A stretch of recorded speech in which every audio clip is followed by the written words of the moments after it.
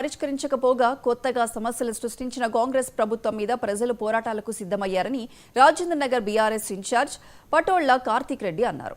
రంగారెడ్డి జిల్లా Bandlaguda municipal corporation పరిధిలోని పలు కాలనీల సభ్యులు నిరసన చేపట్టారు. నివాసాల మధ్య సేవరేజ్ ట్రీట్మెంట్ ప్లాంట్ నిర్మాణ పనులు చేపట్టద్దని సుమారు 500 మంది ధర్నా చేపట్టారు.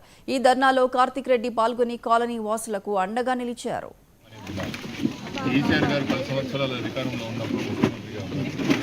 ప్రజలకి మంచి చేయాలా, ఏం చేస్తే మంచి జరుగుతున్న ఆలోచనతోనే పరిపాలించింది కాబట్టి అధికారంపై ఇన్ని నెలలైనా కూడా ఇంకా కేసీఆర్ గారు హైదర్షాగోట్ గంధంగూడలో ఉన్న కాలనీ సభ్యులకి వాళ్ళ దురదృష్టం ఏందో కానీ కాంగ్రెస్ పార్టీ అధికారంలోకి వచ్చిన తర్వాత కంటి మీద కునుకు లేకుండా పోయింది.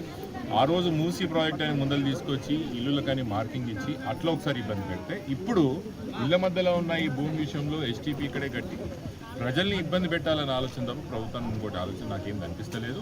ప్రభుత్వంలో ఉన్న పెద్దలకు, ముఖ్యంగా స్థానికంగా ప్రజాప్రతినిధులకు నేను చెప్పేది ఏమనగా, ఎస్టీపీ కాలనీ సభ్యుల కోసం కడుతున్నాం, ప్రజలకు కడుతున్నప్పుడు, ప్రజల కోసం కడుతున్నప్పుడు, ప్రజలే వద్దన్నప్పుడు దేనికోసం కడుతున్నట్టు